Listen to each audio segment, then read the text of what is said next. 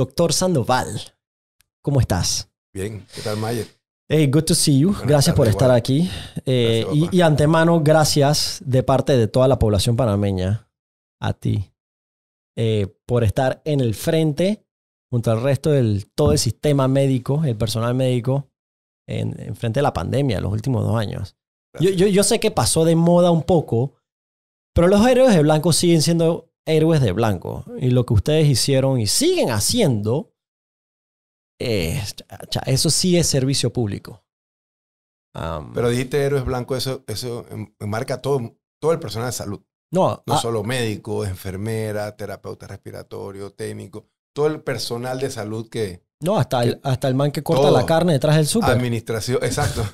¿Tú te viste ese meme cuando salió ese? Y que los héroes blancos Exacto. y que el Super 99 que te corta y que la carne fría. Es que realmente todo el mundo tuvo un papel importante. No, pero sí es verdad que la pandemia nos enseñó una cosa, a apreciar las cosas que damos por dado, ¿no? Exacto. La salud, el personal de salud. Yo me recuerdo, yo siempre sentía un sentimiento encontrado con ese lema de quédate en casa. Porque quedarse en casa era un privilegio que no todos podían hacer.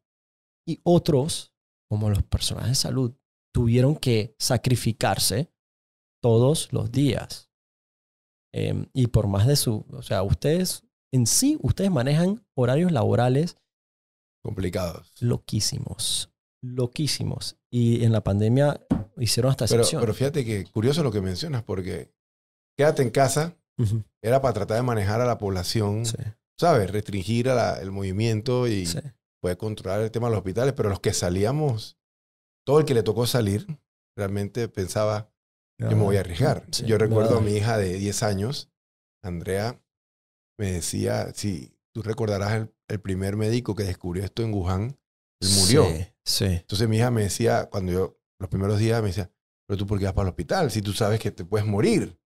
Eso a mí me partió el alma. O sea, eso fue complicado. Esos primeros días. Complicado explicarle a los hijos y que tú vas ahí si sabes que en otros países están muriendo, tú te vas a la casa a morirte. Eso cómo fue cuando todo empezó. O sea, tú habían recién inaugurado este hospital. Correcto. El Panama Clinic. Panama Clinic, que, correcto. by the way, a mi criterio es el hospital más bonito de este país. Gracias. Y literalmente, ¡pum!, COVID. Así es. ¿Cómo fue el inicio para ustedes operacionalmente? Sí, inauguramos un hospital fue no fácil. complicado porque justo en febrero había inaugurado el hospital. Yo estoy ahí de jefe de áreas críticas, todo lo que es intensivo y urgencia. Pero también hacía una labor en el Estado, en el Instituto Oncológico Nacional. Yo soy intensivista, trabajaba en intensivista allá también. Entonces, cae la pandemia y de una vez las autoridades del ministerio me llaman para que me ayude a lo que es la coordinación de los cuidados intensivos. Pero todo fue tan rápido, no fue algo buscado, planeado, que no estaba preparado para esto. Esto fue una improvisación. Por supuesto. Claro. Y mucha incertidumbre. Entonces esos primeros días fueron súper complicados, madre, como tú dices. Mucho temor, muchos colegas, la verdad no los critico, Claro. se quedaron en casa, abandonaron los hospitales, dijeron, no, yo tengo miedo a contagiar. Entonces la primera línea quedó, digamos, diluida al principio. Y esos primeros casos, en ese entonces, y lo estábamos hablando, tú me acabas de decir que tú acabas de recuperarte de COVID. Lastimosamente, sí, hace 2 semanas me dio COVID. Acabo esta semana reintegrarme. Pero el COVID de hoy, el que estamos viendo hoy, la cepa de hoy, no es la misma que COVID 1.0 Thanos con todos los diamantes, ¿me entiendes? Una buena comparación. No es lo mismo. Mira, ahorita tenemos vacunas. Tenemos vacunas, refuerzos, terceras dosis, cuartas dosis. Tenemos variantes y subvariantes. Estamos con Omicron, las subvariantes BA1, BA2. Eso te iba a decir. Ahora aparecen boletos de avión. Claro. Y son más leves, ¿oíste? Sí. La verdad que esta quinta ola de contagio, tengo montones de pacientes. Incluso, como te digo, yo me contagié de COVID recientemente y vengo recuperándome. ¿Esta fue la primera vez? Primera vez después de 30 meses que me da COVID. Todo el mundo me lo pregunta. Y sí, dice mi hijo, el doctor COVID, ahora sí es el doctor COVID. Ahora sí es el doctor. Ahora sí, porque te digo, me dice mi hijo mayor. Pero qué increíble que, o sea, O sea, en los momentos más fuertes de COVID no te dio. No me dio porque teníamos mi protocolo, todo el equipo de protección especial, uno se cuida. Y es lógico, ahorita ya hemos relajado las medidas de bioseguridad. Estamos vacunados, ya uno se confía un poco. Sí. Y bueno, pasan, pero por fortuna el sistema inmunológico y las vacunas han hecho su trabajo. Y como tú me decías antes del programa, una de los game changers de esta pandemia ha sido la vacuna. Sí. Y Panamá, a pesar de que han habido ciertas vocecitas por ahí en contra de, Panamá ha sido un país ejemplar en vacunación. Total. Desde el punto de vista gubernamental, de organización, de las enfermeras y la población receptiva a ponerse su vacuna. Exactamente. Yo te lo decía que... Y la gente tiene que entender esto. O sea, en Jamaica, donde es mi familia, la gente todavía tiene curfews. Todavía la gente no puede salir de casa. Porque el índice de vacunación es 14%. ¿En Panamá cuánto estamos? Imagínate, en Panamá estamos cerca del 90% ya. 90%. Allá... Por lo menos una dosis, exactamente. Allá creen que si te pones la vacuna, Jesús no te va a salvar. Literalmente en las iglesias están promoviendo superstición y cosas así. Y son muy cabalosos. Muy. Y en ese sentido, yo creo definitivamente que siempre lo he dicho, la organización. El sourcing de las vacunas en sí. Recuerda, la gente se olvida que al principio cuando sale la vacuna, todos los países se estaban peleando esa vacuna. Sí, señor. Y garantizar suministro de vacunas en ese momento, y no cualquiera. Y el tipo de vacuna. Eso. Exacto. Nosotros porque habían de todas las marcas. Entonces, así es. De verdad que escogimos las mejores. A mí sí me encantó como la gente, ¿ok? Después de un año de pandemia en donde te dijeron, no hay cura, esto te puede matar, ¿ok? Cuando sale la vacuna comienzan a decir, aguanta, pero ¿esa es la marca buena o esa es la marca? Ey, ven acá, no me jodas. ¿Saben? Te enteraste hace un momento que había vacuna y ahora tú estás poniéndote a escoger cuál modelo como si fuese un carro de lujo.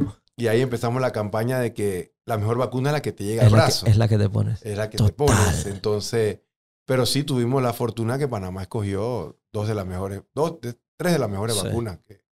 ¿Cuál me puse? Yo me puse... Pfizer o AstraZeneca. AstraZeneca, sí. Yo me puse AstraZeneca y yo estaba bien invicto. Yo me metí en la pandemia a hacer donaciones para arriba y para abajo. Yo reté a ese virus. Yo lo reté. Antes de las vacunas. Antes de la vacuna. Sí. Yo reté a ese virus y no me dio, gracias a Dios no me dio nada. Similar a ti, a mí me viene a dar este año, como en enero cuando Omicron estaba popular. Ese, Omicron ahí fue que agarró ya dije que ya perdió el top charts del Billboard y ahora está como... Él quería llegar y quedar a todo el mundo. Exacto. Nos alcanzó. Me encanta porque en ese momento yo le había pedido en ese momento a mi novia, hey, tráeme algo bonito en Miami. No sé, tráeme lo que sea, pero tráeme algo. Me trajo COVID. Okay, literalmente me trajo COVID. Me trajo COVID. Esa he escuchado mucho en mis pacientes que estoy siguiendo en teleconsulta. La pareja que es la que le lleva el COVID a 100%. Sí. Ok, time out. Porque yo hoy estaba pensando esto, porque ahora tenemos monkeypox. ¿Cómo se dice en español? Bueno, la viruela del mono. Viruela del mono. Viruela del mono. Viruela del mono. Sí. Okay, lo interesante de eso es que, según entiendo, me corriges, esto se transmite sexualmente. Es una forma de transmisión sexual. De hecho, hay por ahí una bola que todo esto empezó con una relación... Con un mono. No joda. Humano con mono. Siempre. O sea, sí, pero ¿sabes qué es lo increíble? Pero bueno. Así, ese es el mito del SIDA también.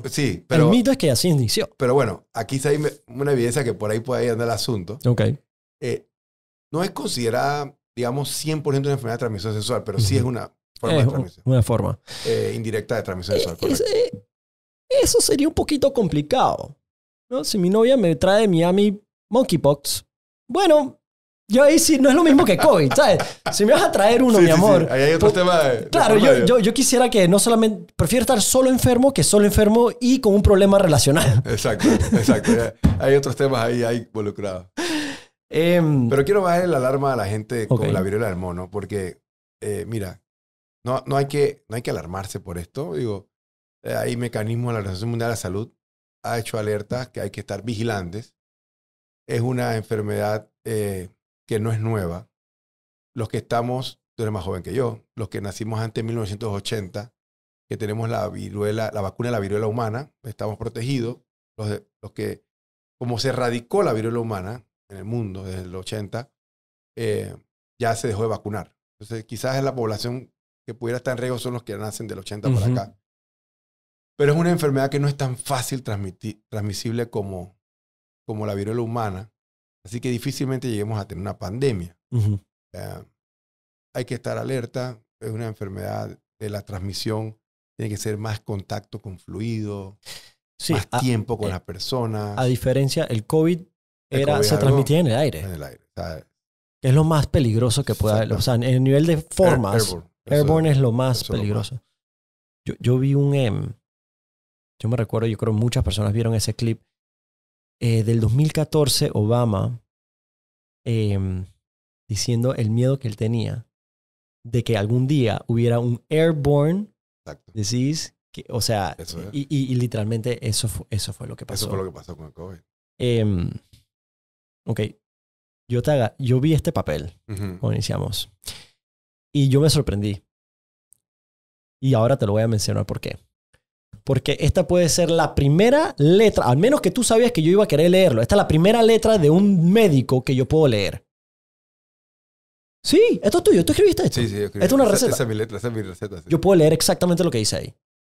¿Por qué los doctores tienen esta letra que, o sea, literalmente escriben como firman? ¿Y no se entiende?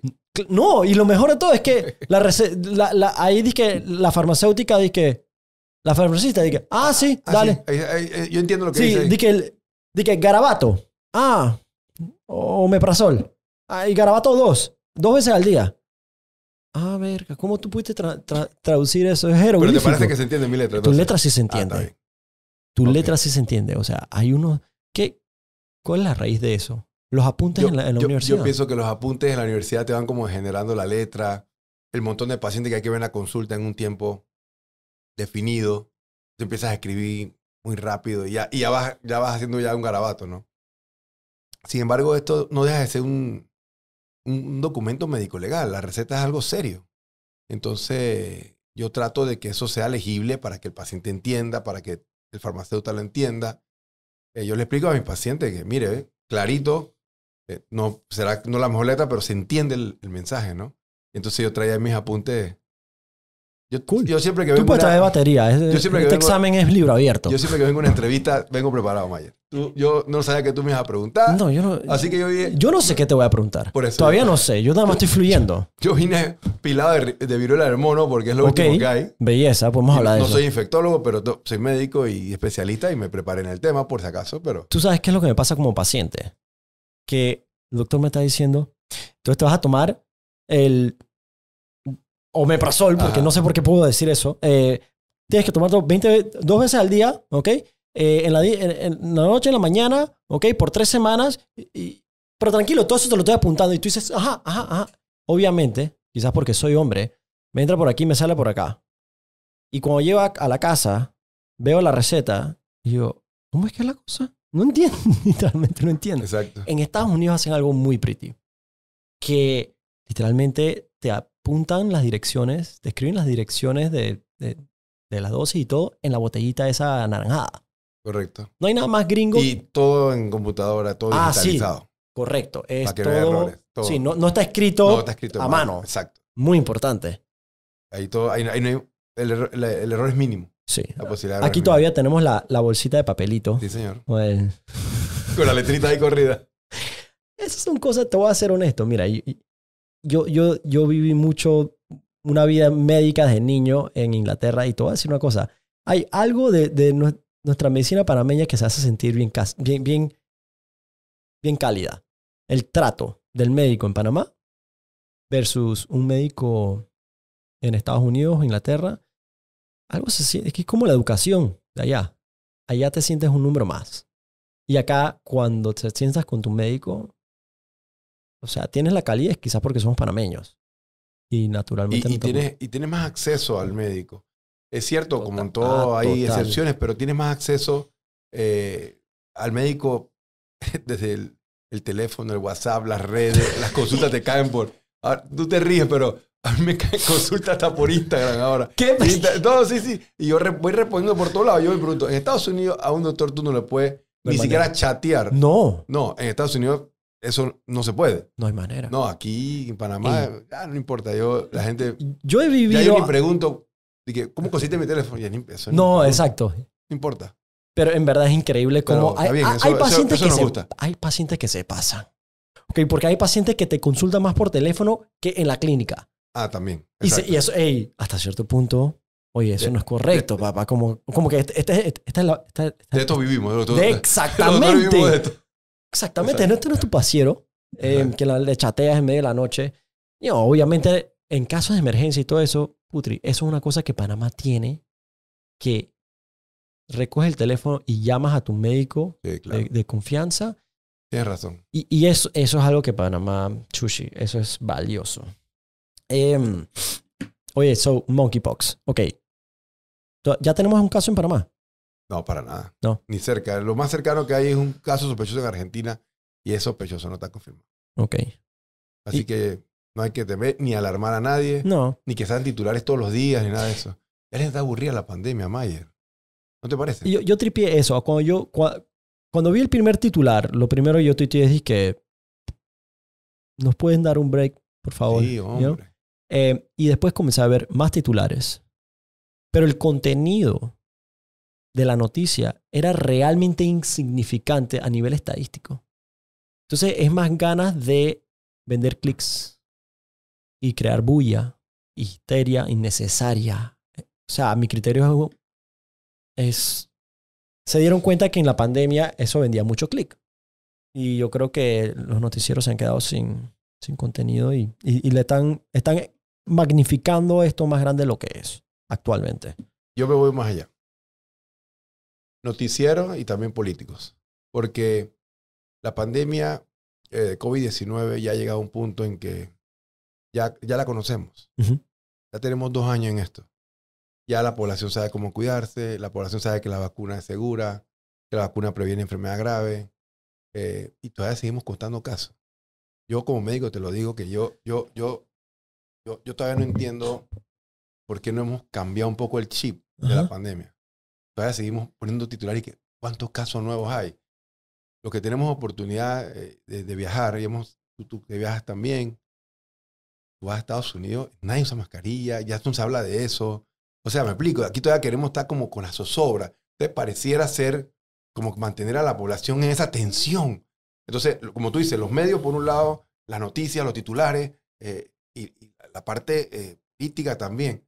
Hay que pasar la página. Yo creo que la población joven y todo el mundo ya quiere, vamos a hablar de otra cosa, medidas de prevención, de cómo cuidar tu salud. Vamos claro. Hacia adelante, pero yo creo seguimos que contando casos. Me alegro. Seguimos contando casos. Me alegro que lo digas porque yo no sabía cuál era el sentir de la comunidad médica con respecto a esa práctica. Y me parece totalmente razonable lo que propones. Porque no estamos hablando de... Es interesante porque no estamos hablando de cómo prevenir, cómo mejorar tu salud. Nada de ejercicio, nada de reducir azúcares. Creo que estadísticamente los casos... Si eras obeso, en Estados Unidos tenías un 70% de probabilidad de que te diera COVID. Entonces, había una perfecta correlación entre eating disorders, que son muy comunes en Estados Unidos, y la viralidad o la probabilidad de contraer el virus. Y poco se habló acerca de cómo mejorar tu estilo de vida. Que si vitaminas, que si ejercicio. O sea, no se está hablando de eso. Ya la población, hablando de Panamá, la población cooperó. Sí. Ya se guardaron las medidas, ya pasaron 2 años. Yo creo que ahora vamos a enfocarnos en las enfermedades crónicas que dejamos de atender. Todos esos pacientes de enfermedades como la diabetes, hipertensión, cirugía de corazón, pacientes con cáncer, todo lo que dejamos de atender por la pandemia. Vamos a hablar de eso. Vamos a hablar de medidas de prevención, vamos a hablar de costo de medicamentos. Correcto. Vamos a hablar de eso. Pero no, insisto, seguimos contando casos. Nos hemos quedado en marzo del 2020. Uh-huh. yo se lo digo a las Totalmente de autoridades acuerdo. con todo el respeto. Con todo. No estamos hablando de que, bueno, que relajemos todo, pero es que seguimos todavía con aislamiento de 7, 10 días. Ya Estados Unidos va por 5. Proponemos, no les gusta a alguno cuando proponemos. Entonces, la verdad que siento que ahí hay un matiz tanto sensacionalista, de no aterrizar ya, y aquí hacia adelante, vamos a ver nuevos proyectos, la economía. Este país no soporta nuevamente cerrar nada. No. Entonces, ¿seguimos contando casos? O sea, No. en realidad... Y los bonos, por ejemplo, que se produjeron precisamente porque la gente no podía trabajar. Literalmente no los dejaban salir de su casa. Seguimos como que... Estoy de acuerdo contigo. En muchas formas seguimos en marzo de 2020. Marzo de 2020. Yep. Hay gente que no ha avanzado. Sí. Pareciera que está todavía a inicio de la pandemia. Siempre consideré que Panamá no debería de innovar en cuanto a regulaciones o medidas de salud pública, sino más bien aprender y tomar de los países que más saben. Estados Unidos es un perfecto ejemplo. El hecho de que en Estados Unidos te decían, no, 5 días de aislamiento y aquí todavía estamos haciendo 2 semanas. Piensa lo que es 2 semanas de cero productividad. Esa persona no le van a pagar. Por 2 semanas no le pagan. O sea, es mitad de la quincena. Y él tiene que pagar el 100% de esa renta de ese mes. So, siento que es un poco insensato y totalmente extemporáneo con la realidad de hoy en día. Yo voy a un restaurante y todavía me toca desenvolver los cubiertos de un papel plástico. Sin embargo, los utensilios que utilizan adentro para cocinar la comida no están en papel plástico cada vez que van a cocinar. Claro. Entonces es un poco como que podemos realmente ya hacer ciertos cambios, pasar la página. A eso me refiero, pasar la página.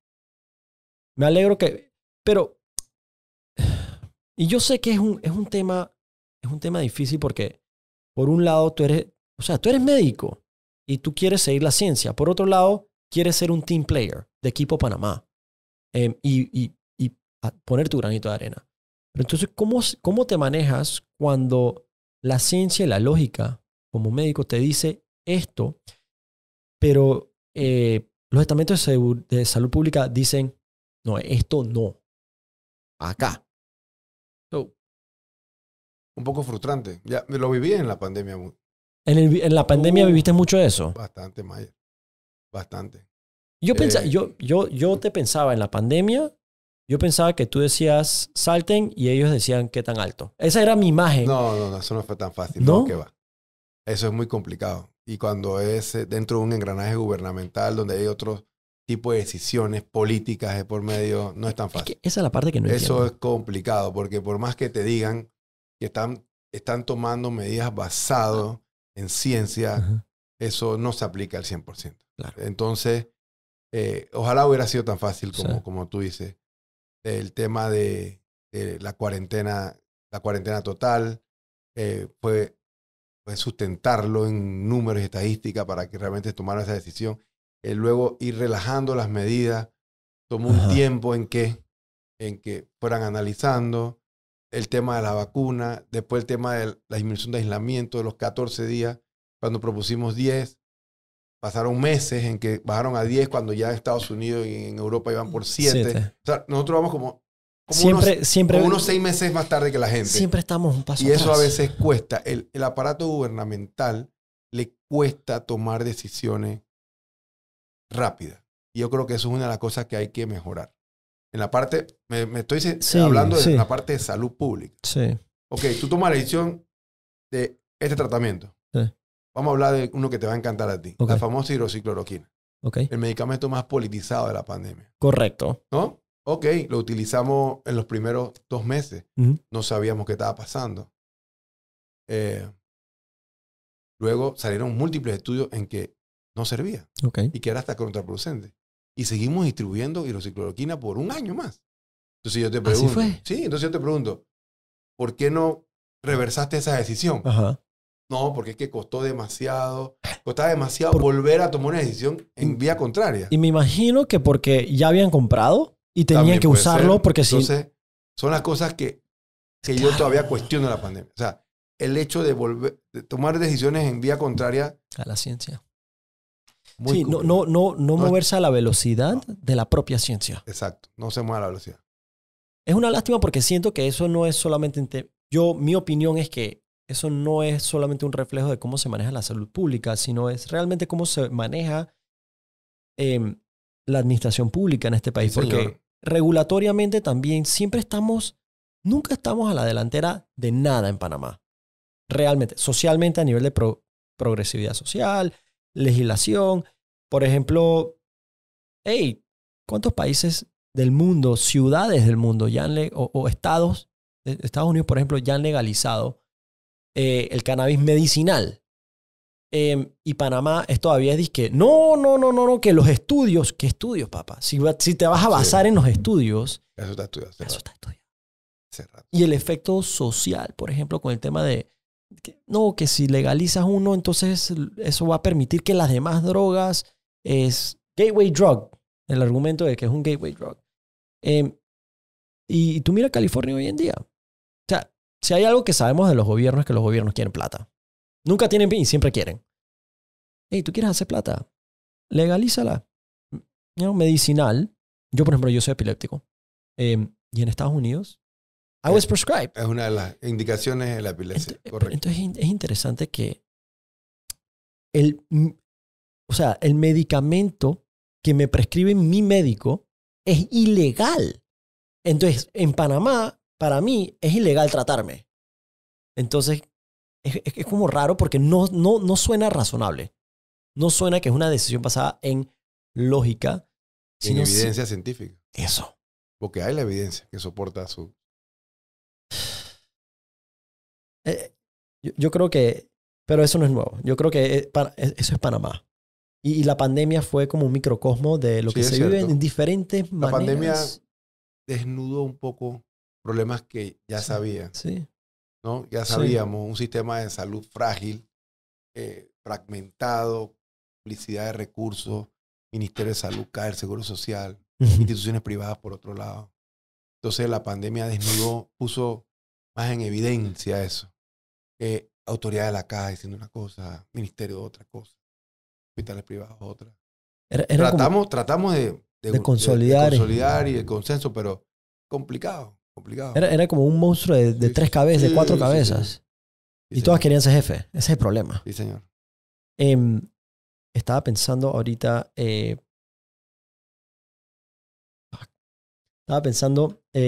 ese tema del seguro social, que quizás ninguna entidad pública fue más golpeada en la pandemia o demostrada ser ineficiente el seguro social. Yo tengo, gracias a Dios, yo puedo pagar salud privada. Pero en verdad, en este país la salud pública no es una garantía. Porque a veces uno va, no a veces, casi siempre uno va y tu medicamento no lo tienen. Y hay veces yo he escuchado de historias de gente que rotan en la caja y literalmente gente que está rotando prácticas recibiendo coimas para acelerarlos, ponerlos de primero y cosas así. A gente que viene del interior esperando fila desde la madrugada. La salud pública es un tema en este país. Sí. Déjame ver. Y tiene solución. Pero ahí tiene que haber mucha actitud y voluntad política. ¿Viste? ¿Por qué me miras así? Porque voluntad política. No, porque es que si lo dejo así como claro. que la salud pública... No, es que tiene solución. Tiene solución, pero hay que tener la actitud y voluntad política. Pero, y hacer el desgaste. Si llegas a esos puestos es para hacer el desgaste. ¿Sabes cuál es el tema? Un doctor se sacrifica en su labor. Un político no se sacrifica en su labor de servicio público. Porque si fuese servicio público, no hubiese falta de voluntad. Existiera esa voluntad. Lo que más falta en Panamá no es la competencia, a mi criterio. Creo que tenemos gente competente en este país. Lo que hace falta es voluntad para hacer las cosas bien, para no ser corrupto, para no ser omisivo. Hay gente que prefiere simplemente mirar al otro lado, no meterse en problemas con la gente equivocada, aunque ve que algo malo está pasando. miro para el otro lado. Y eso describe mucho Panamá. Yo creo que la pandemia, como tú dices, sacó a relucir muchas de las cosas que ya sabíamos. Y ahora estamos aquí hoy. Y yo siento como... Y acaba de pasar el Día del Médico. Esta es una de las cosas que yo estaba pensando que... Tú yo nada más sé porque tú me lo mencionaste. El sábado fue Día del Médico. Correcto, el sábado. ¿Y qué pasó con los héroes de blanco?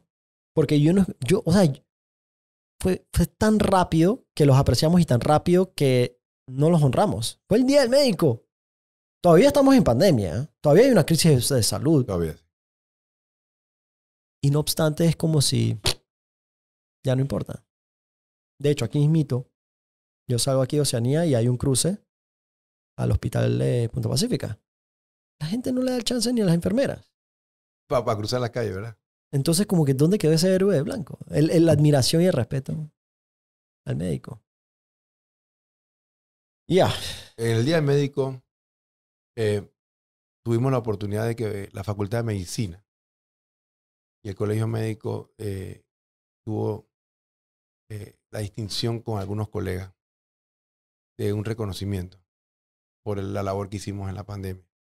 Pero ese reconocimiento que nos hicieron a un grupo de médicos, en realidad, y lo dije en varias declaraciones y lo compartí en las redes, es dedicado a esos héroes blancos que tú dices. En realidad es a todos los que tuvimos al frente. A todo el que no abandonó los hospitales. Desde el primer día, al que se quedó ahí, a ese personal que teniendo miedo a contagiarse, no abandonó a sus pacientes. Sí. Entonces lo recibimos el viernes y sábado, en unos actos simbólicos en la Universidad de Panamá, en reconocimiento a ellos, en realidad. ¿Sí? Se lo dedicamos a ellos, a todos esos que nos llamaban y nos decían, nosotros estamos aquí esperando las instrucciones, qué es lo que vamos a hacer con estos pacientes, qué le vamos a dar para tratarlos, cómo vamos a cuidar. A toda esa gente, a todos esos médicos que perdimos en la pandemia. Nosotros perdimos un buen par de doctores, enfermeras, técnicos, terapeutas. Pero lo que tú te quedas con el sentimiento y lo que trato de entenderte es que sientes que quizás faltó más reconocimiento. Quizás nuestra profesión, la vocación de nosotros, el personal de salud, en general, a veces no espera reconocimiento. Nuestra satisfacción es ver al paciente salir adelante. Es intrínseca, es realmente intrínseca. Eso es nuestro mayor agradecimiento, es ver al paciente salir adelante. No esperamos un reconocimiento. Es más, para nosotros es inusual este tipo de actividades de que una autoridad nos vaya a reconocer algo. Es inusual. Pero a nivel de la universidad, a nivel del colegio médico, son estas instituciones académicas y lo recibimos y fue en nombre en realidad, en nombre y dedicado a toda esa población que confió en nosotros, en nuestro criterio, y que no abandonó la atención de los pacientes en los peores momentos de la pandemia. O sea, ¿cuánto duraban tus turnos durante la pandemia? 24 horas. Eso era horrible. Te puedo resumir un día mío Dame de un pandemia. Un día de pandemia. O sea, a las 7 de la mañana pasaba visita los pacientes que tenían los hospitales privados. Eso eran teníamos 20, 30 pacientes. Entre varios hospitales éramos un grupo.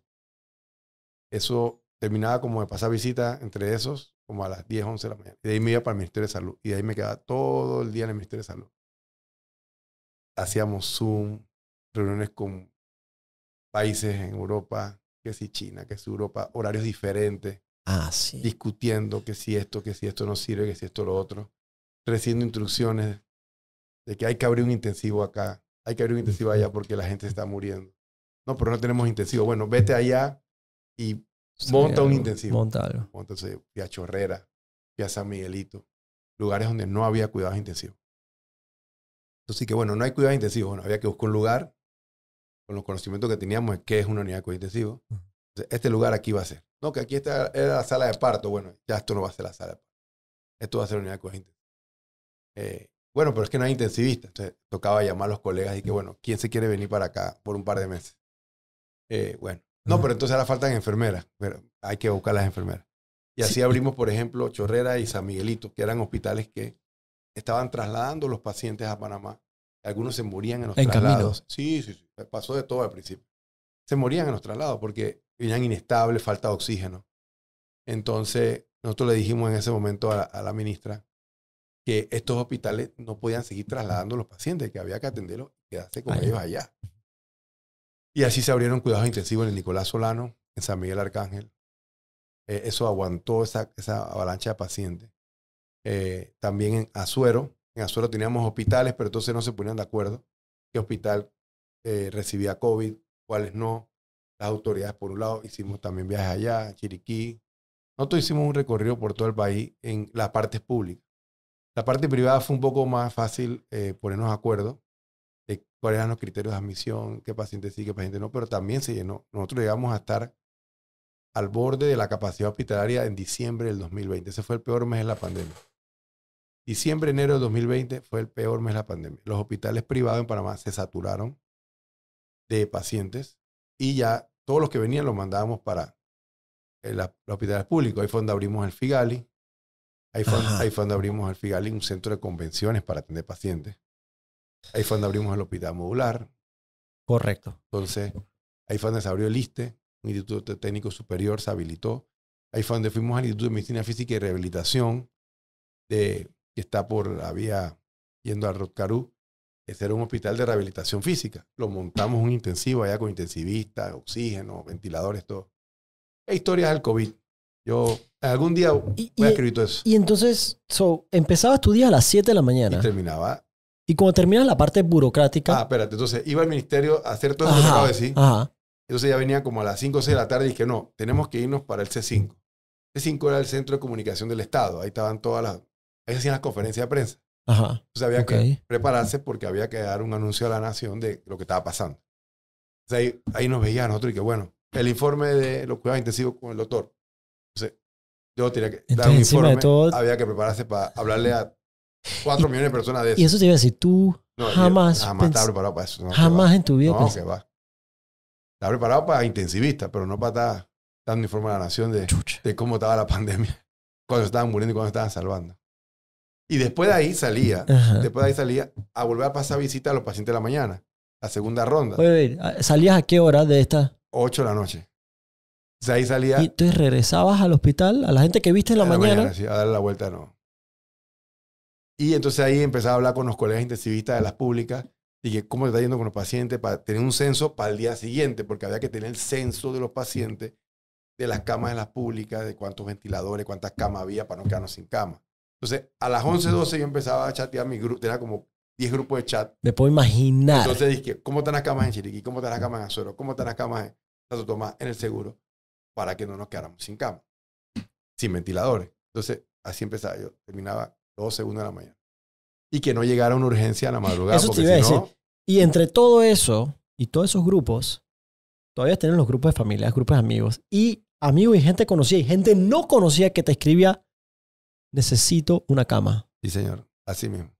Y tenías que inventar. ¿Te pasó que tuviste que inventarte una cama donde no había?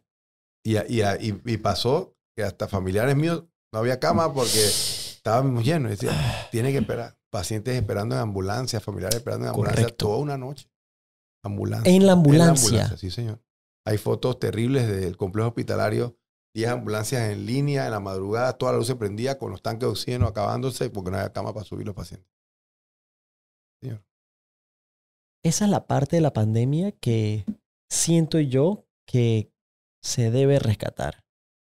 Yo sí estuve un poco cerca de eso porque en ese momento yo conocía médicos y, yo escuchaba las historias. O sea, era difícil. Difícil, esa parte fue muy complicada. Esos meses de finales de diciembre y que no había vacuna todavía. Todavía no había vacuna. Y después vienen cuentos de la vacuna. Porque cuando llegan los primeros, mi esposa tiene una frase que te va a encantar y que empezaron los juegos del hambre. Esa frase se la dedico a mi esposa. Cuando llega la vacuna, Mayer, eso fue un desastre. Ya tú te puedes imaginar. ¿Y quiénes son los primeros que se van a vacunar? Claro. Empezaron a aparecer esta gente que nunca habían aparecido a ponerse de primero en la fila. Entonces mi esposa dice, empezaron los juegos del hambre. Exactamente. En vez de, tú sabes, bueno, vamos a vacunar a las enfermeras, a los terapeutas, a los técnicos, a los médicos de primera línea. No, estos primeros lotes de vacuna, si no es porque algunos colegas y doctoras se empezaron a manifestar a las autoridades de manera, ya iba a haber un manejo medio enredadito de estas primeras. No, hay historia, hay historia. Qué locura. Eso realmente demostró a la hora de la hora lo que es, a lo que puede ser el ser humano. A eso iba, lo dijiste bien. Yo sabía que ibas a decir eso al final. Y yo también me quedo con eso. La pandemia nos enseñó muchas cosas. Sí es cierto, mucha solidaridad, mucha gente buena. Yo tengo muchos recuerdos, mucha gente, yo alzaba el teléfono, gente desprendía con muchos recursos, la comunidad hebrea, gente, familias con muchos recursos que yo conocía por mi parte profesional. O sea, yo apoyo lo que estás haciendo, es más, aquí está el apoyo, pero eso por acá, eso no lo mezcles con el tema gubernamental, porque no quiero enredarme, porque confío en que tú estás ahí, un ejemplo. Pero también hubo otra parte de gente que sacó como lo peor. Sí. Por ahí el doctor Xavier Sanlores sacaba eso, ¿no? Que la pandemia sacó lo mejor de mucho. Yo prefiero dejarlo así, lo mejor de mucho y lo peor de pocos. Él lo puso al revés. Pero yo digo lo mejor de muchos y lo peor de pocos. Sí. Y es cierto, hay gente que... Tú sabes que en un momento que yo me puse a inventar con convertir CPAP, las máquinas de CPAP de respiradores para sleep apnea, de cómo hacerlos como que para cuidados intensivos, que obviamente no puedes, cuidados intensivos. Y yo me recuerdo que yo tenía como unas 5 unidades de estos respiradores de casa, que lo que ponen en la mesita de noche. Y en esos momentos en eBay, las maquinitas que costaban $70, $80, oye, se estaban yendo por $2,000, si es que la encontrabas. Y me recuerdo en una de esas, yo dije, bueno, mi experimento no funcionó, así que voy a donarlos al hospital de niños. Y me llama un conocido y me dice, ¿tú crees que me podrías dar uno a mí? Yo, pero tú estás bien, tú no lo necesitas. No, pero si lo llegas a necesitar, sé que lo tengo. Yo, pero en el hospital lo necesitan. Y eso fue una experiencia personal que yo viví de ese tipo de saltarse en fila, de yo quiero ser primero. Gente no tan valiente, te diría, como los propios médicos que sí se arriesgaban y estaban ahí de primero. Y qué locura. La verdad que esos 2 años fueron años que para la mayoría de las personas como que son el mismo año, el mismo momento. Y la diferencia entre un mes y un otro no había. Pero para ustedes que estaban día y noche. ¿Y tu vida social? Todo eso paró. Nosotros, un grupo de médicos, nos fuimos los primeros meses, vivíamos en unos hoteles. Fuimos a la casa por mí iba a contagiar a nuestra familia. Eso te iba a decir. Los primeros meses nosotros vivíamos en hoteles. Wow. Nos veíamos a nuestra familia, videollamadas y los pelados sufriendo en la casa, que si no le va a pasar algo. Wow. Sí. Ahora todo el mundo es experto en pandemia, Maya. No, ahora y en Ucrania y todos somos expertos. Ahora tú encuentras a los expertos de pandemia, ¿no? Sí. Mira lo que había hecho, que mira que... No, tú te encuentras unos letrados ahorita. Igualitos que los que serían los mejores técnicos de fútbol en Panamá. Totalmente. Tú no letrado ahorita, pero en los tiempos en que la gente tenía miedo de salir de sus casas. Miedo.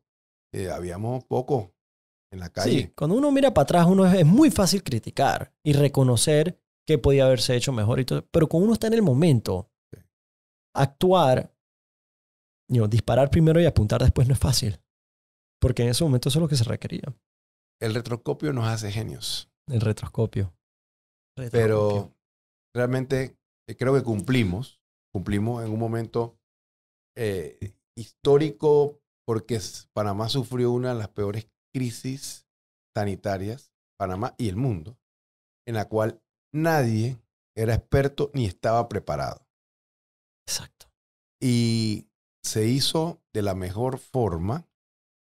Se hubiera podido hacer mejor, es probable, pero se hizo de la mejor forma. Y cumplimos eso. Yo creo que uno ve hacia atrás y dice, bueno, sí, hemos perdido 8,000 200 panameños, ¿cierto? Pero era podido ser peor. Nos duele cada panameño que murió en esta pandemia, pero cuando vemos cifras de lo que pasó en otros países, pacientes que ni siquiera se pudo atender, que murieron en las calles, en nuestro continente, Ecuador. O sea, nosotros vimos cosas terribles. Decimos, bueno, en Panamá cumplimos. No hubiéramos querido que no se hubiera muerto ninguno, pero se cumplió con el trabajo. Se cumplió y creo que la mayoría de la gente lo agradece. Yo estoy de acuerdo contigo. No obstante, el panameño tiende a, porque no ve hacia afuera, tiende a nada más criticar lo que tiene. Y cuando si tú miras el porcentaje de la población que falleció por COVID en Panamá en relación a Estados Unidos, menos murieron en Panamá que en Estados Unidos. Por supuesto. Y yo creo que esas son las cosas que yo no sé quién está a cargo en el gobierno de comunicación, pero son estadísticas que ellos podían haber publicado desde día uno y decían, esto es necesario y está funcionando porque mira, ve, los números lo demuestran. Otra de las grandes fallas que hubo en pandemia, y lo señalo porque se lo dije múltiples veces a las autoridades, la comunicación. Sí. Teníamos un problema terrible de comunicación. Sí. Para comunicar las cosas buenas, no las comunicábamos bien. Y cuando había que comunicar alguna cosa quizás no tan buena, tampoco se comunica de la mejor forma. O sea, y entonces, digamos, creo que la comunicación en general fue una de las falencias. Yo estoy totalmente de acuerdo. Una de las falencias de la pandemia, aquí en Panamá. Yo considero que la comunicación es una de las gran fallas que este gobierno tiene, y lo digo de forma constructiva, porque las cosas buenas que se hacen no saben comunicarlas. Y cuando las cosas malas pasan, porque esto es Panamá, y lo malo siempre se resalta, se magnifican y no saben hacer damage control propiamente. Exacto. Yo creo que, mira, a mi criterio, yo creo que una de las cosas que me hubiera gustado más ver en Panamá era más leadership, más liderazgo de parte de los médicos y menos del gobierno.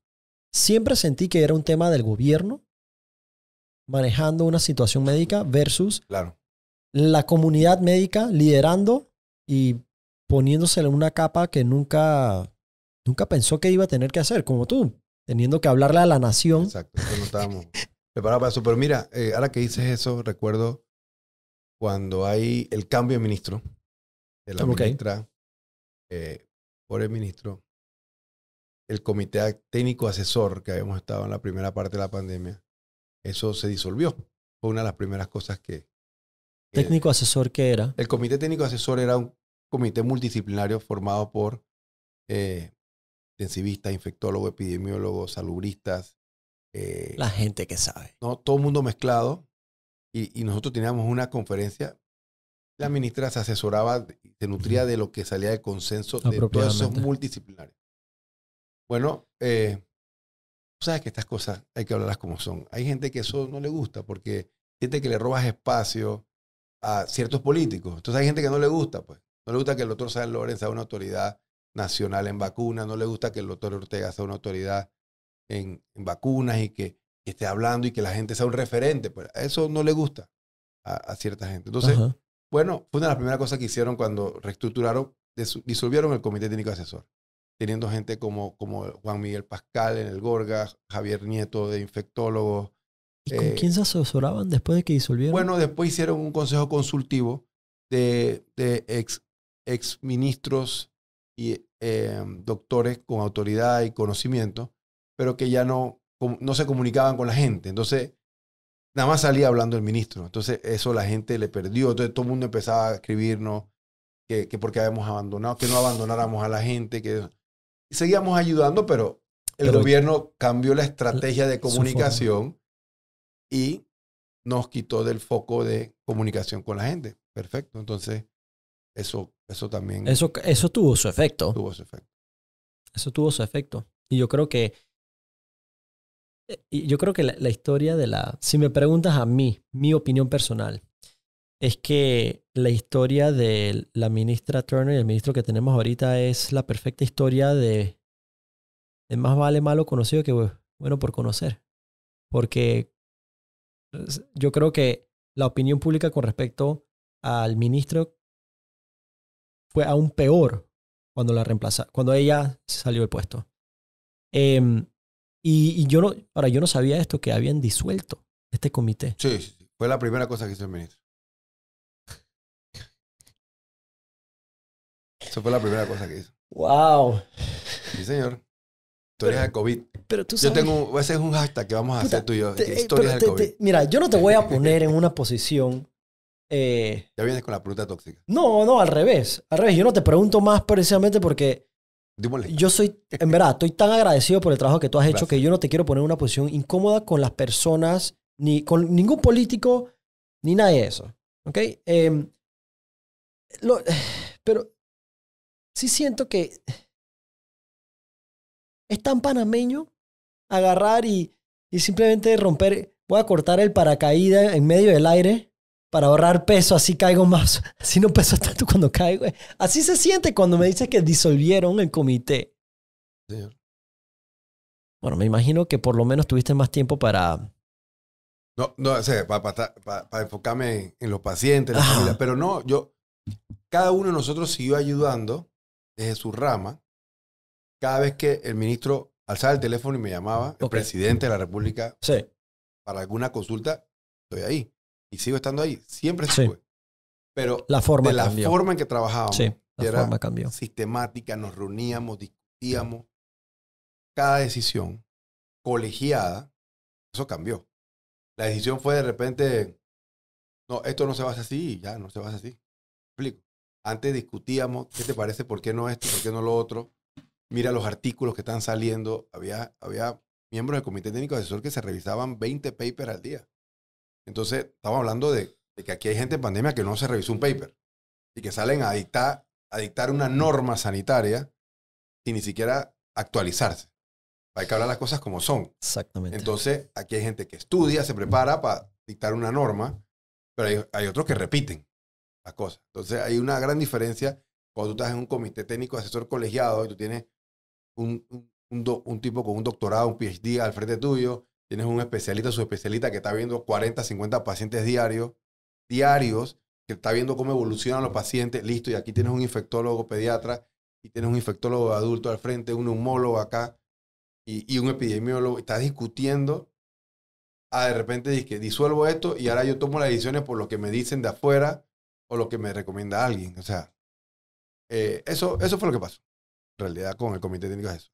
¿Y qué pasó cuando trajeron... el micrófono, más cerca. Puedes traértelo, no te tienes que echar para adelante. Me recuerdo cuando trajeron los médicos de afuera. Otro capítulo. Sí, eso fue otro capítulo y me lo recuerdo muy bien porque me recordó mucho como que... Las brigadas cubanas. Exacto. Que no, cero para desacreditar su competencia, pero conocía de bastantes médicos en Panamá. Habían internos que no habían nombrado, médicos generales que no habían nombrado, que estaban esperando una reunión del Consejo Técnico para que le dieran idoneidad y no la habían nombrado. Nos opusimos al principio para eso, pero no podíamos estar en tantos frentes. Entonces no podíamos estar oponiéndonos a eso, peleando con la pandemia. O sea, era como que pick your battle. Exacto. Entonces llegó un momento en que también ya nos desgastamos y dijimos, bueno, que los traigan. Las brigadas cubanas ayudaron, sí ayudaron. Sí ayudaron, hay que reconocerlo. Pero de cómo se vende el paquete no es la realidad. Okay. De 10 profesionales de la salud que dicen que vienen, que son médicos, en realidad 2, 3 son médicos, el resto son técnicos o personal que no era necesario, digamos, desde el punto de vista humano. Los 2, 3 médicos, claro, por supuesto. Sí. Pero la brigada es como te la vende, que dice van a venir médicos cubanos. Correcto. No es que el 100% del paquete vienen siendo médicos. Uh-huh. Ahí hay un tema también político, que no vamos a entrar en esos detalles. Sí. Eso lo puedes investigar, pero sí ayudaron.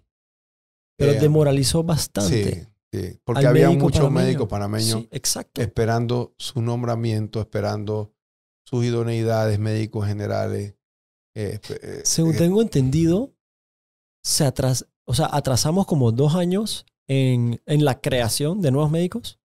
Claro, bueno, esos 2 años las especialidades se frenaron, ¿no? La apertura de concursos de especialidad, por razones obvias, ¿no? Sí. De la pandemia. Pero nosotros preparamos una lista, se le hicimos llegar al ministro de todos los médicos que nos escribían. Estamos esperando, quieren traer médicos y no nos han nombrado. No, estamos esperando que el Consejo Técnico se reúna.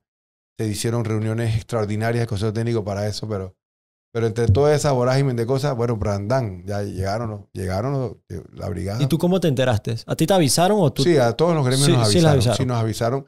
Hubo un primer envión en agosto de ese año donde todas las sociedades hicimos un comunicado diciendo que no era necesario y que podíamos seguir.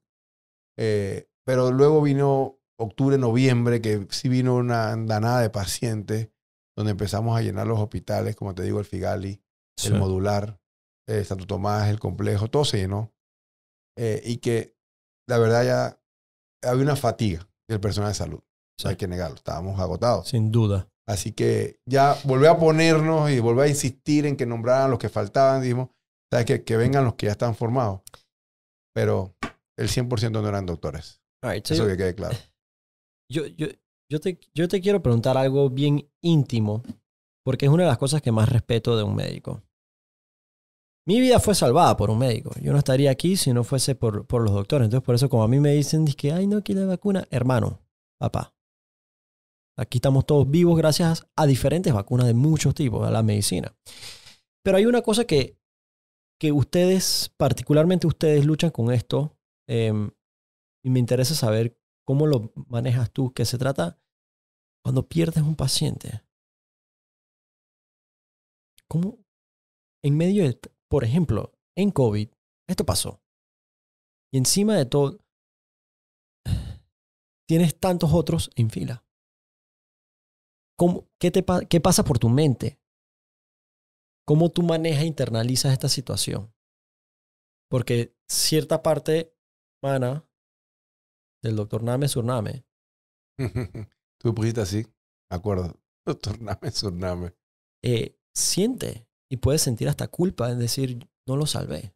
Sí. Me puedo imaginar. No estoy diciendo que es así, pero ¿cómo manejan esto? ¿Ustedes los entrenan? Es una pregunta súper interesante.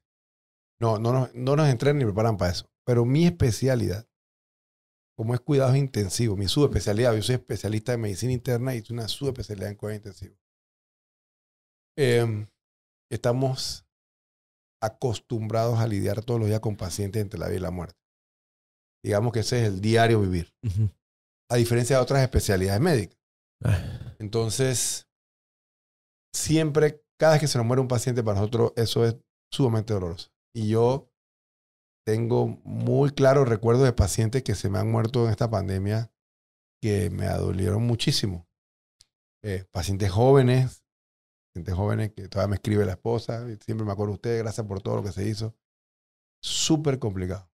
Te da un golpe muy duro apenas pasa, pero uh-huh. Tienes que saber, tienes que reponerte porque hay otro 10, 15, 20 uh-huh. esperándote. Pero esas horas, digamos, esa noche, tienes que apoyarte en tus compañeros de equipo, decirle, ¿sabes qué? Esta noche me voy a devastar al hospital porque perdí a este paciente que no queríamos perderlo. Es súper duro. No nos entrenan para eso. Tenemos nuestros mecanismos. Uh-huh. Pero al final, ¿en qué te apoyas? En que hay otra gente esperándote.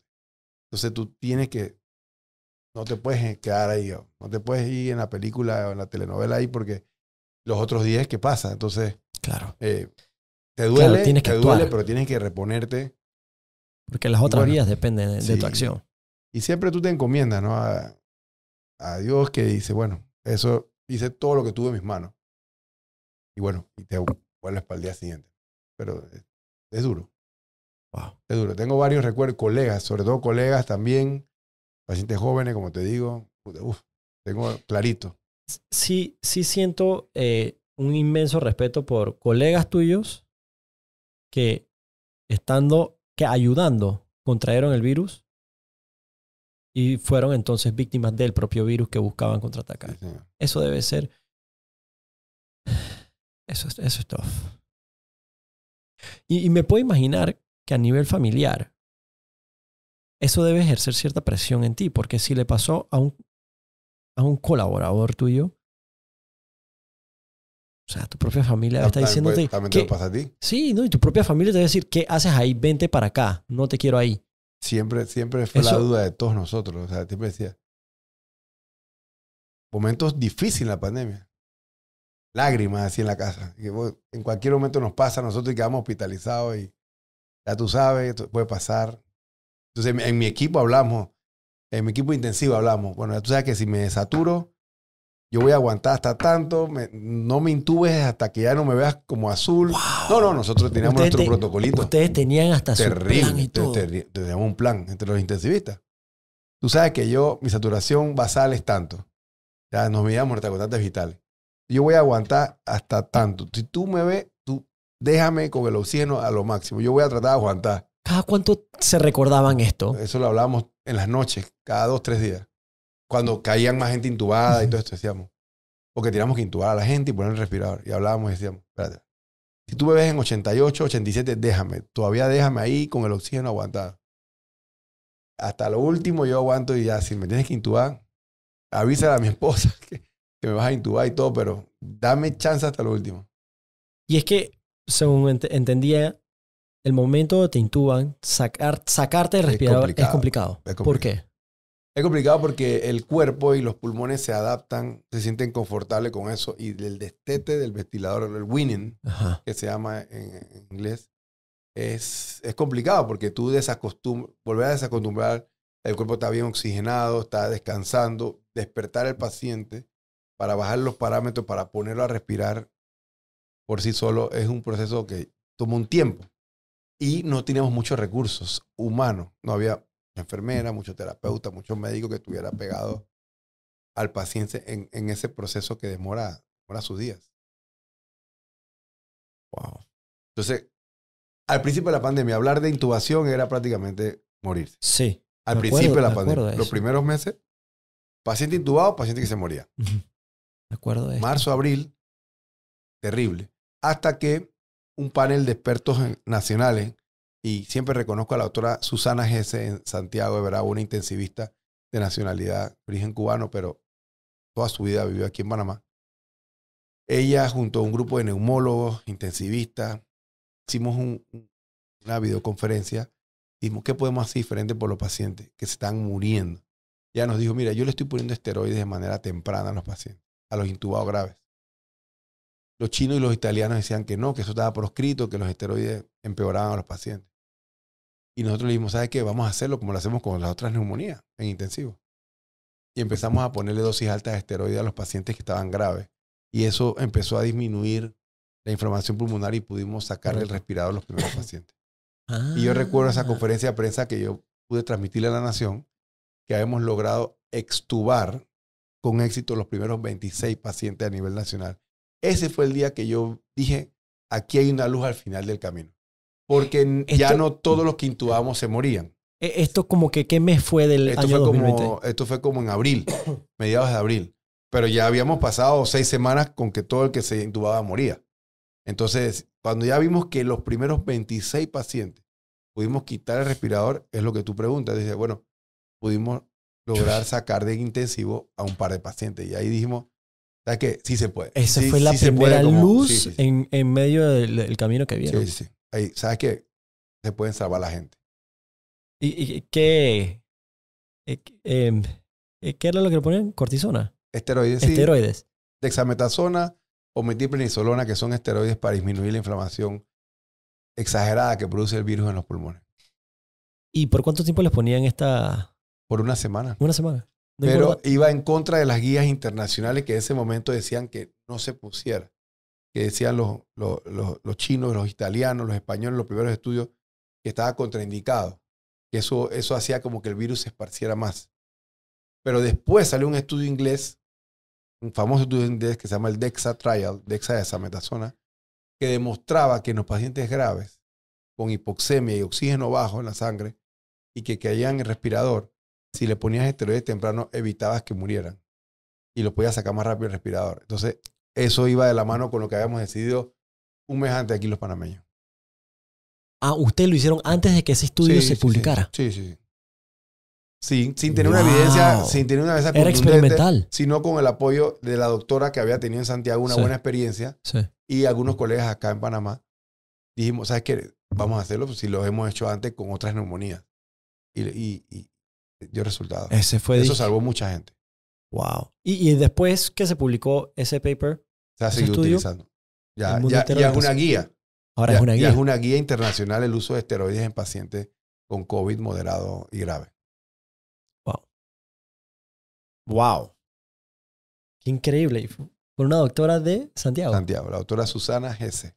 Qué crack. Ella, doctora. la jefa de intensivo del hospital Luis Chicho Fábrega, Santiago. También fuimos a Santiago allá con ella a habilitar las unidades y a expandir las unidades cuando se estaban llenando.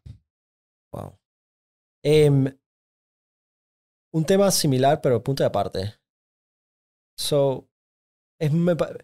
De lo poco que he sabido del Hospital Pacific Center, creo que están haciendo algo bien interesante. Pacific Center, en el centro Perdón, Panama Clinic. Panama Clinic. Yo le digo el centro es Pacific Center, ¿verdad?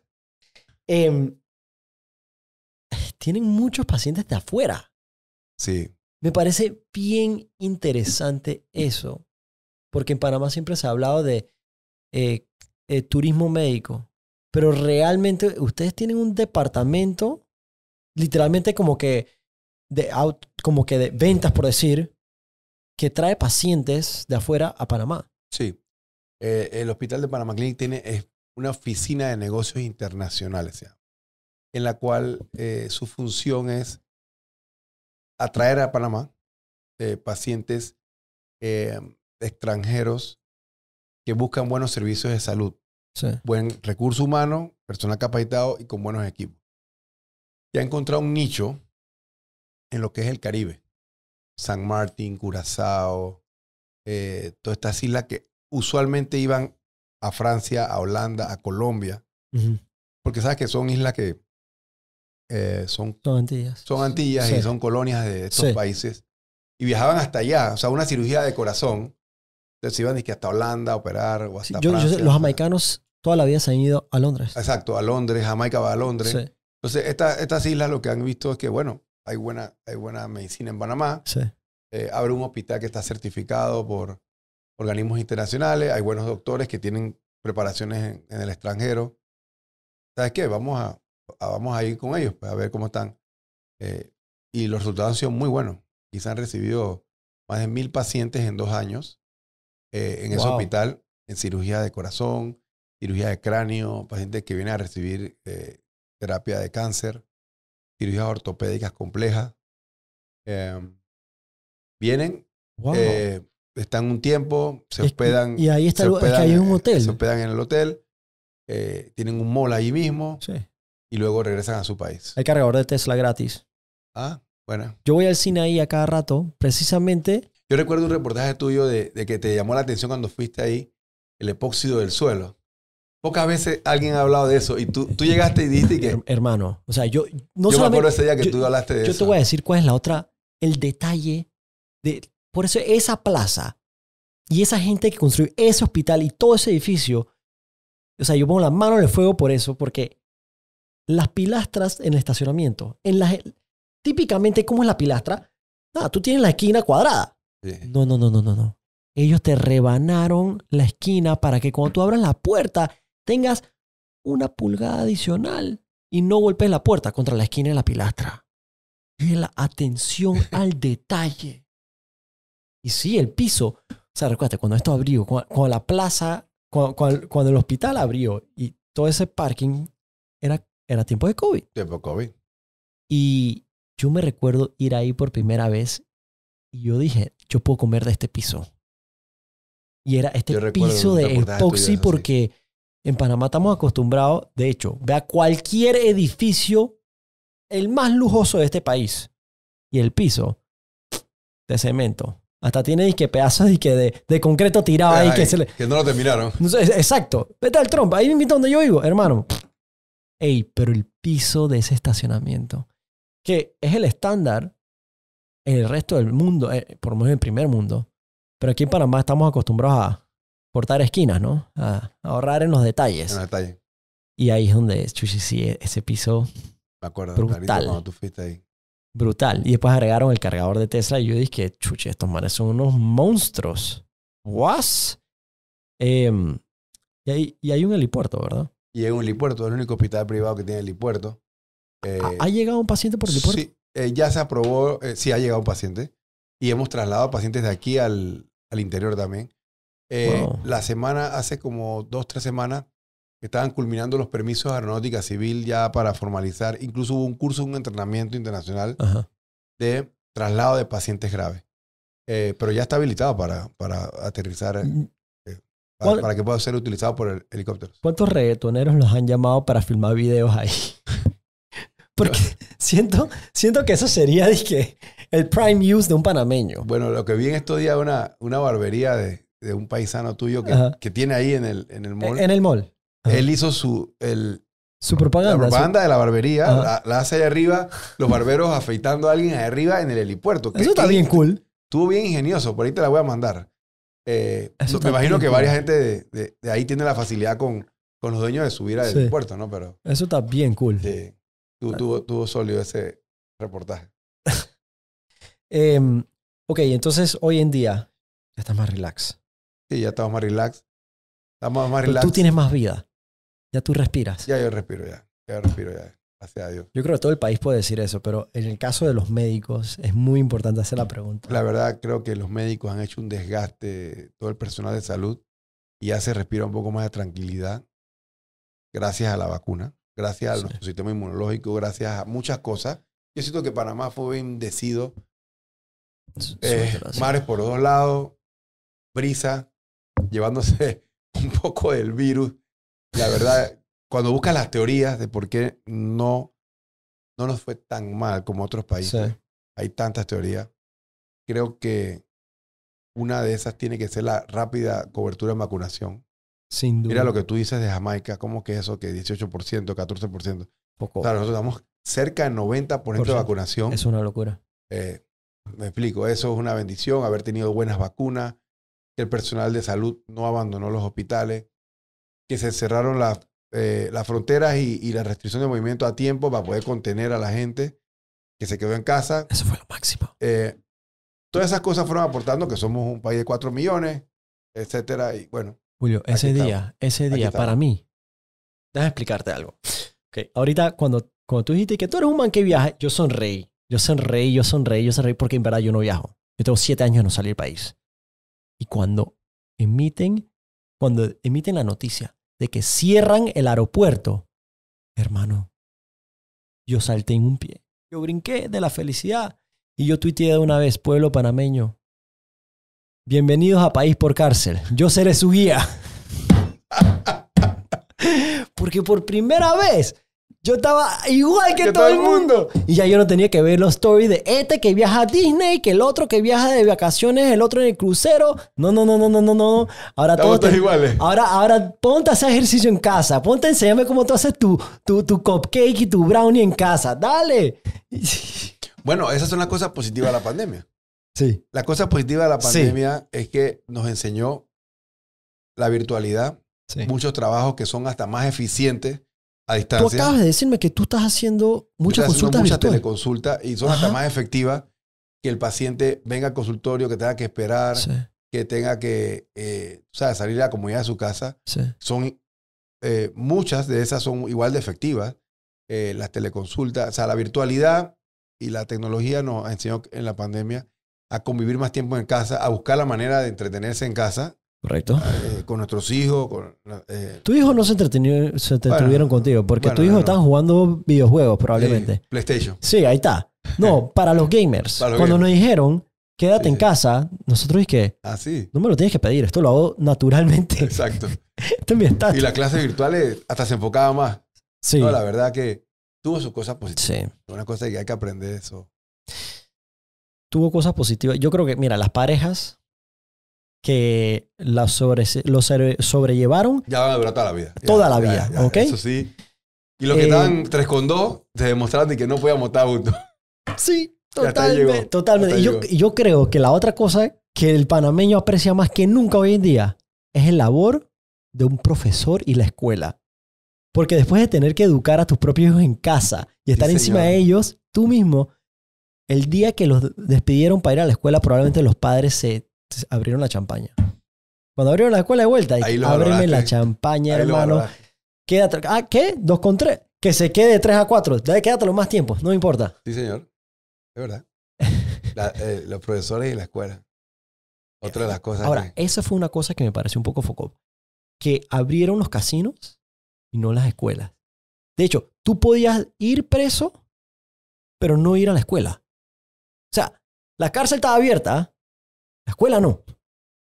Para la población que en menos riesgo estaba. Son las cosas contradictorias que te digo. Exactamente. Una cosa contradictoria que te digo.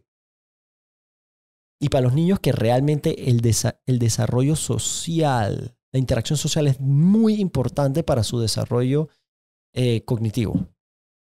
Sí. O sea, parte del crecimiento en la escuela no es la matemática que le enseñan.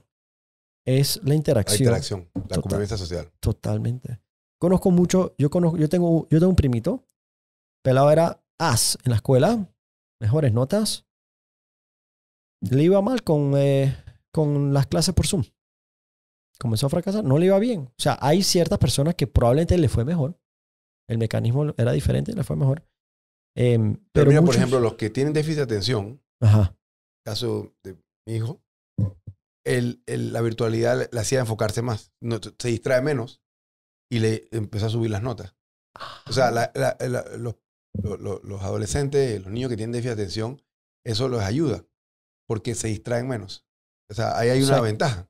Pero, porque hay dos tipos, puede ser que, o sea, se distrae, porque en la escuela se distraen con los estudiantes, ¿será? Puede ser, o cualquier cosa que pase, ya pierdes el enfoque de lo que te está diciendo la maestra. Pero si tú estás frente a la computadora y te están hablando y no tienes más nada que el micrófono y la pantalla, todo lo está captando. ¿Me explico? Chuchi, ese no es mi caso. Ese no es tu caso. Porque yo cogí la mala maña de ahora hacer todas mis llamadas virtuales. Todas. Si esto fuese disque over Zoom, yo tuviera una pantalla contigo y al lado estuviera virreando PlayStation. Y yo podría tener la conversación perfectamente contigo y tú no te vas a dar cuenta que yo no te estoy mirando. Y estás virreando al mismo tiempo. Y yo estoy virreando al mismo tiempo. De hecho, levantamos una ronda de capital para la empresa y en esa llamada yo estaba virreando Call of Duty. Simplemente necesito estar haciendo otra cosa. O armando un Lego, por ejemplo. O sea, es como un ADD. Yo necesito, para escucharte mejor, necesito ignorarte a nivel visual. Y eso me hace como que prestar más atención a lo que dices. Pero entonces con tu hijo ellos estaban tranquilos y que con el PlayStation. Ya, belleza. Sí, más problema era para los que estaban, los que eran más tipo surf, tipo fútbol y afuera. Los que les gustaba más el outdoors. Sí. Bueno, pues, ¿te imaginas si la pandemia hubiera pasado en los 90s o en los 80s? Que no había tanta tecnología, dices tú. Chuchi, el Netflix. Exacto. El Netflix. Hermano, y los Zoom. Que no había plataformas de Zoom. Nada más para decirte. Teams, todas esas cosas que se desarrollaron ahorita. Oye, ¿te recuerdas la serie? No te vas a recordar porque tú estás literalmente salvando vidas, pero la serie más popular en medio de la pandemia era de un redneck que tenía tigres. O sea, el Tiger King, ¿te acuerdas? Sí, correcto. Ok, el redneck con el mullet. Ajá. O sea, no hacía ni sentido. Simplemente porque no había nada que ver. Pero la gente se aprendió el Netflix. Imaginas eso en los 90, tienes razón. En los 90 la pandemia hubiera sido otra cosa. No te puedo llamar porque tengo Bellstop. ¿Te acuerdas de Bellstop? Sí. ¿Ah? La gente te dejaba la llamada perdida. Hoy en día tú ves una llamada perdida. ¡Ah, qué pereza de volver la llamada! Antes, tú ves una llamada perdida y tú dices, este HP es un duro, no me quiso devolver no quiso hacer la llamada. No quiso gastar. No quiso gastar, exacto, ajá, no quiso gastar minutos. No quiso gastar minutos. Gastar minutos, hermano. Y esa frase ya ni se escucha, ¿eh? ¿Tú no te recuerdas cómo se escribía antes? ¿Dónde estás? DND. Ajá. O sea, esas abreviaciones ya no se hacen. Porque antes, si tú quieres escribir ¿dónde? Tú tenías que apretar la tecla 3 8 veces para escribir 4 letras. 8 veces. Sí, eran otros tiempos. Eran otros tiempos. Eran otros tiempos. Otro tiempo. Oye, Doc. Bueno, por mi parte, sí, by the way, paréntesis. Javi, búscate ahí mi tweet. Búscate un tweet mío que dice Name Surname, para darle contexto a la gente. Sí, porque la gente no sabe por qué. La gente no va a entender. Es un inside joke. Pero tú lo entendiste y desde ese momento, tú me comenzaste a caer hasta mejor porque tenías sentido de humor. tú saliste en un reportaje. Déjame ver. Ese fue un reportaje internacional. Creo que una cadena Names... francesa, ahora sí. Mayer, no, te va a salir John Mayer. ¿Cómo puedes buscar tweets? Tú lo puedes buscar como Doctor, mira, name surname. En tu WhatsApp conmigo lo tienes. Creo que una vez te lo mandé. No, ahí está. No, búscalo en Google, ¿ok? Google es mejor que el search de... DR Name Surname. Ajá. DR Name Surname Panamá. Así es. Ahí está. Esto es lo máximo. Okay, porque tú saliste en un reportaje, ¿verdad? Ajá. Incrementa la imagen. Ok, y en el reportaje se les olvidó poner, ok, mira eso. Esto es un layer que le ponen al video en donde te dicen, no, aquí aquí pones el name y el surname. En inglés, name es nombre, surname es apellido. Y ellos dejaron eso así. Y yo dije, Dios bendiga al doctor Name Surname por su labor en contención del COVID. Eso fue tendencia. Todo el mundo me escribió, mi hijo me dijo, ¿y que Mayer te acaba de poner un Twitter? Le dije, ¿pero quién es Mayer? ¿Tú cómo no sabes quién es Mayer? Qué fucking risa. Yo estaba enredado en la pandemia y mi hijo fue... el alcance que tú tienes en los jóvenes, la verdad, y también te felicito por lo que has hecho, papá. Es increíble. Eso, mi hijo fue el que me dijo... ¿Tu hijo fue el que te lo dijo? Julio, sí, mi hijo mayor me dice, hey, ¿tú viste el Twitter que te puso Mayer Mirachi? Yo dije, no, ¿qué puso? Y eso fue tendencia. Tú pusiste ahí Doctor Name Surname. Sí. Y que gracias por su labor. Sí. Ey, baja para ver rapidito. Ay, a la bestia, sí. Tú dijiste 1250 likes. La gente lo entendió. Qué bueno que la gente tenía sentido de humor en ese tiempo. Y lo pusiste en tu Instagram también, así que eso fue... Sí, claro. Por todos lados la gente le... Wow, hasta Mauricio ¡Wow! Mauricio, claramente. Y después lo corrigieron. O sea, no, correcto. La empresa lo corrigió. Lo corrigieron. Sí, eso fue una agencia francesa y que AF Press, algo así, vino a hacer. Esto era internacional. Sí. Era internacional. Eso no era nada nacional. ¿Eso no era nacional? No, mira. Estoy decepcionado en nuestro nivel de errores. Yo me hubiera esperado ese error ser tan panameño. Era de que AF Press, algo así que... AFP Press, sí. Putri, qué risa.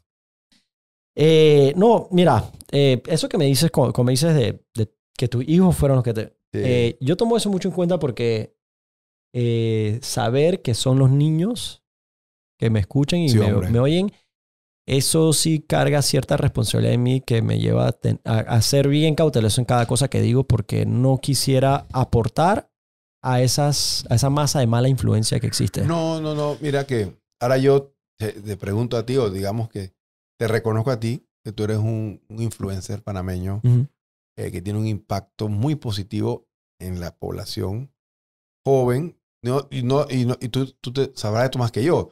Seguramente también hay adultos que te escuchan, jubilados, etcétera. Pero la masa crítica, la masa mayor que te escucha, son esos adolescentes, esa población joven que te ve como un ejemplo. Eres un influencer positivo, creativo, inventor de cosas así, espontáneas. Por eso es que no me dejan salir del país. Me quieren tanto. Se te ocurren unas vainas que a nadie se le ocurre, pero bien, en buena onda. Sí. Te montas en un taxi, de repente vas por ahí, o sea, esas cosas te metes en la boca, a la caja y que con la gente y que a donaje. Es que esa gente es hot. ¿No? Tú vas allá y tú grubeas con esa gente. Esa cosa a la gente le gusta. Buena jugada dominó. Ahora, para que veas el nivel de Yeye, que soy yo. Fui a un baile. A un de Xamisandra. De Xamisandra. Un pindín, imagínate. Y el siguiente día me enfermé. No era COVID. No tapa eso. No era COVID, pero, ¿sabes? O sea, el ADN, la yeyesada está en la molécula. Tú tratas de no ser Yeye. Claro, yo estoy tratando. Cuando mi mamá me preguntó, ¿por qué coño tú pintaste tu carro como un taxi? Yo es que, yo estoy tratando bien duro de ser chacal. Tú estás tratando de ser Yeye. Yo estoy tratando, man. Yo fui hasta preso y todo. Y yo quiero ganarme mi street cred. No, pero te felicito por esa inventiva, esa creatividad positiva que le inyectas al país y a la población joven. Eso es importante. ¿Sabes qué? Si yo estuviera creando hijos en estos momentos, en estos tiempos, yo estuviera un poco preocupado de todo lo que a todo lo que están expuestos en redes hoy en día. Sí. No hay un filtro. Me preocupa eso. No hay filtro. No hay filtro. A veces no hay cómo bloquearlo. Ya es imposible. Eso de pares control, eso no sirve. Eso es mentira. Lo único que tienes es lo que tú le Exacto, enseñas. lo que tú le el enseñas. criterio que... Porque ellos lo van a encontrar y buscar. Así es. Tú tienes que enseñar a tus hijos educación en casa. Porque eso de que yo le voy a bloquear aquí... Yo respeto a algunos amigos que me dicen que yo tengo controlado los tiempos en que ellos se conectan y que yo no me doy cuenta que están o no en una red o algo. Es complicado. Ellos van a acceder a la información. Sí. Nosotros tenemos Concuerdo. como padres darle las herramientas para que cuando se expongan a la información. Sepan por lo menos reconocer Sí, qué es y qué no es. así es. ¿No, te parece que es así? Yo estoy totalmente de acuerdo. Porque, mira, yo lo estuve hablando en la escuela, en una escuela recientemente. Algunos pelados de quinto y sexto año. Y yo les dije, mira, si pueden, todos decían que queremos ser influencers como tú y yo. Guys, time out. Si pueden hacer una cosa con las redes, es mujeres están aprendiendo a una muy temprana edad que entre más piel muestran, más likes reciben. No lo hagan. Y señores, por favor, no le den like a lo superficial. Porque creo que desde muy tempranos están premiando e incentivando los tipos de cosas que el día de mañana pueden incluso crearles problemas. Pueden incluso, they may regret it, pueden arrepentirse el día de mañana. Y es difícil porque es como una mezcla. Es la casa más la escuela. Pero a la hora, los niños son niños y entre ellos hablan. Y entre ellos comparten. Lo más que uno puede darle es como que un barómetro de qué es correcto y qué no, para que ellos mismos puedan hacer decisiones más maduras a una edad más temprana que la que tú y yo tuvimos, yo y tú, según ¿qué edad tienes? No, es mucha diferente a la tuya. 45 nomás. ¿Tú tienes 45? Sí. ¿Tú me llevas 10 años? 10 añitos nomás. Sí, pero tú eres un monstruo. ¿Sabes? No, Tú salvas vidas. Yo si acaso, sí, no. Tú no puedes estar salvando sin darte cuenta. Puede ser. Quizás, no te miento, quizás. Créeme que sí. Hay una persona, para mí es así. Si hay una persona que le haga diferencia esta conversación en su vida, una solamente, por supuesto, ya es suficiente. Entonces, cuando yo veo los números y dicen que no, que 20,000, puta, qué bien. Porque, y es la única razón que hago esto, es porque yo digo, en Panamá tenemos gente brillante, tenemos mentes brillantes. Y si puedo usar mi megáfono para algo, es realmente para resaltar la brillantez que tenemos y producimos localmente. Pero poco a poco le damos reconocimiento y por eso es que me gusta hacer esta vaina así sin guión.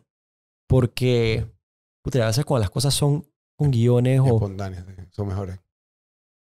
En un mundo tan filtrado, mira, las fotos de Instagram tienen filtros. Todo es Photoshop, todo se ve bonito, todo está planeado. Y nada, no puedes decir la cosa incorrecta en el noticiero, claro, ¿no? Claro. En un mundo que es así, se aprecia mucho la autenticidad. Que es, a mi criterio, mi marca. Yo no planeo nada. A mí los influencers me preguntan, ¿tú cómo planeas tu contenido? Yo no sé, man estaba cruzando en la calle y vendiendo aguacate. Yo le compré aguacate $2 y bueno, pues ya ahí se volvió el grubeo. Te me conguearon. Exacto. Así fue que un post que hice que a la semana pasada. Te tomo la palabra en eso de la autenticidad, mira. Yo creo que esa es una de tus virtudes y que un ser humano se mide mucho por eso. Y uno tiene que seguir siendo auténtico. No hay que simular lo que uno no es. Entonces, realmente sí. Es un valor ser auténtico. Sí. No seguir guiones de cómo uno es, ¿no? De hecho, esta entrevista a mí me gustó mucho porque te saca uno del contexto típico, rígido, típico que uno siempre está, ¿sabes? Uno aquí así es. Y te ha dicho las cosas tal como pasaron. Yo creo que a mí en lo personal me gusta poder escuchar o ver a la gente por quienes son. Y muchas personas en las redes, muchas personas tienen un filtro puesto porque es lo correcto, porque socialmente es lo esperado, lo anticipado. O porque tienen un interés. O porque hay un interés por medio. Uh-huh.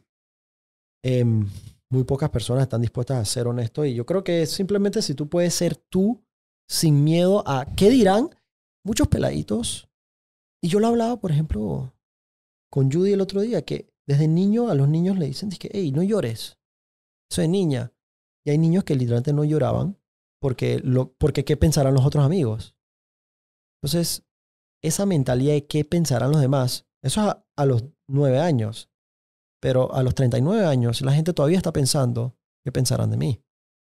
Y entonces terminamos por vivir farsas a nivel matrimonial, a nivel social, a nivel profesional también. Y de ahí es donde salen queridos políticos. Julio, si te puedo decir Julio. Claro, por supuesto. Mejor todavía. Sí. Sí, Me sí. llevas 10 años. Chuchi. Disculpa que te lo diga, pero es que como eres tan crack, quizás. No pareces viejo. Ojo, no te lo digo, sino porque como eres la eminencia, yo te hacía mayor. Pretty. Wow, ok. 45. Julio, pues mira, no tengo más nada que decirte que gracias, de veras. Yo creo que hablo por una gran parte de la población. Cuando, repito, termino como inicié, gracias por lo que tú y todo el sistema médico hizo por nosotros, cuando nosotros estábamos en casa, cuando nos tocó ir al hospital, a los que nos tocó. Y gracias por lo que siguen haciendo, por más de que no se les reconozca todos los días. Realmente yo me le quito el sombrero a ustedes, los médicos. Ustedes, Gracias, Mayer. Eso es sacrificio. Gracias, Mayer. Y yo aprovecho también tu programa para reforzarte, decir, la vocación del médico, su mayor gratitud y agradecimiento es ver el paciente salir adelante y su familia tranquila.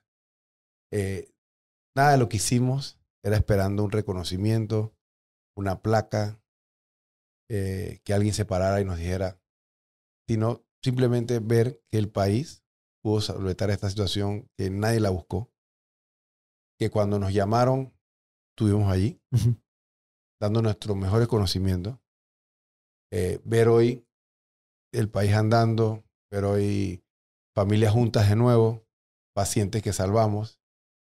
La verdad que esa es la mayor la gratificación que uno tiene como médico, ¿no? Que a nuestra corta edad, con 2 especialidades y algunas experiencias de más de 12 años intensivista, supimos dar los mejores consejos al país.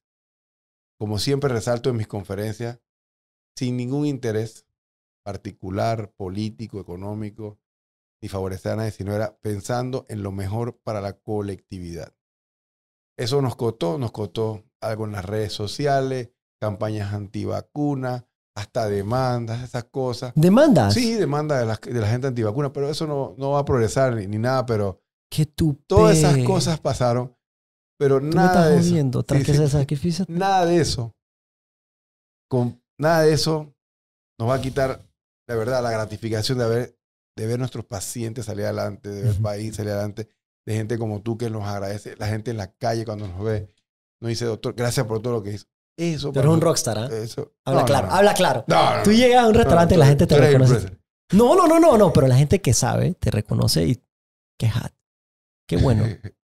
Qué bueno. Mis hijos se ponen contentos. Yo me pongo contento por ver la cara a mis hijos. Qué bueno. Y a mi esposa. Eso es lo que a mí me conforta. Eso. Que ellos estén contentos. ¿Qué edad por lo tiene? que hizo su papá. Julio, el mayor, tiene 17, que es ese fan tuyo. Okay. Andrea tiene 11. Y José Manuel tiene 6, pero ese es fanático de los Tesla y los carros. Y él te sigue por los Tesla, porque a él le gustan mucho los carros. Así que yo te los voy a traer acá para que... Qué interesante cómo nosotros crecimos con posters de Ferraris y Lamborghinis. A él le gusta los Tesla. Y hoy en día los niños están creciendo y que él dice que me tengo que comprar un carro eléctrico, que papá, que eso es lo mejor para el ambiente. El de 6 años me habla de ambiente. 6 años y además te está hablando del medio ambiente. Sí. Interesante. Qué crackcito. Qué crackcito, me gustó eso. Pero es que en verdad tienen acceso a información que a esa edad nosotros nunca tuvimos. Entonces, como que el medio ambiente no es una palabra que yo repetía a los 6 años. Sí. Qué brutal. Qué hat. Pues, hey, hermano. A una temprana edad, como dices, inspirar a tus hijos de esa forma, qué bien. Eso es lo que de verdad qué bien, te felicito. Gracias, Maya. Y rescato eso que dijiste de cómo criar a los hijos en estos tiempos, que hay que darle el criterio y la libertad de que reconozcan y decidan cuáles son las acciones correctas y cuáles no. Y yo creo que esa es... Por mi lado, te prometo que yo voy a mantener las cosas safe. Te lo prometo. No va a ser mala influencia para los pelados. Okay. Sí, así. Hey, mi hermano, thank you very much for being here. Gracias, papá. Dale, papá. Gracias por la invitación. Dale, mi hermano. Javier, gracias. Javi, ¿tú no tienes alguna pregunta? ¿Tú no tenías un rush que querías que él te viera? Consulta gratis, aprovecha. Bueno, pues. Ahora te va a mandar la foto por WhatsApp. Dice que ya es que se enteró que estás haciendo consumo. Pues... Dale, papá. Oye, thank you. Gracias, hermano.